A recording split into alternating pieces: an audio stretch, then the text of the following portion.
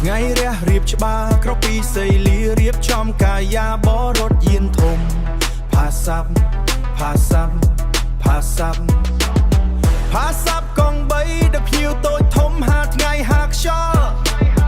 ចិត្តស្មោះអំណត់មិនដែលខ្វាយខ្វល់ទោះមេឃក្តៅហួត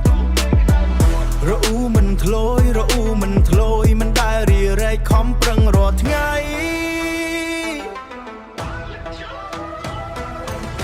តាមកម្មវិធីណាក៏ត្រឹមត្រូវក្រៃមិនបោកមិនបន្លំមានចិត្តធម៌ថ្លៃសុចជីធម៌ល្អគោរពអតិថិជនរៀបស៊ីសុចរិតមិនលួចឆក់ប្លន់ចិញ្ចឹមជីវិតដោយកម្លាំងខ្លួនរៀបស៊ីសុចរិតមិនលួចឆក់ប្លន់ចិញ្ចឹមជីវិតដោយកម្លាំងខ្លួនថ្ងៃរះរៀបច្បារក្រពីសីលីរៀបចំកាយាបរត់យានធំផាសាប់ផាសាប់ផាសាប់ផាសាប់កង3ដែលភ្ញៀវតូចធំហាថ្ងៃហាខ្យល់ចិត្តស្មោះអំណត់មិនដែលខ្វាយខ្វល់ទោះមេឃក្តៅហួតរអ៊ូមិនធ្លយរអ៊ូមិនធ្លយមិនដែលរីរែកខំប្រឹងរាល់ថ្ងៃ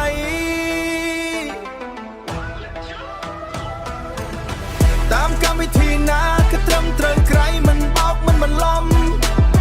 មានចិត្តធម៌ថ្លៃសុចជីធម៌ល្អគោរពអតិថិជនរៀបស៊ីសុចរិតមិនលួចឆក់ប្លន់ចិញ្ចឹមជីវិតដោយកម្លាំងខ្លួន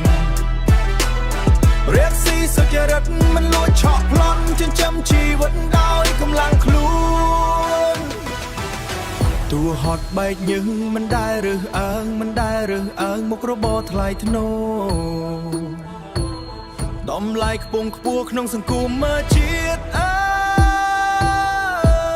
យបងប្អូនសរសើរដំណើរមានសុវត្ថិភាពជូនពរជ័យមួនអ្នករត់ផាសាប់តម្លៃក្នុងជាតិ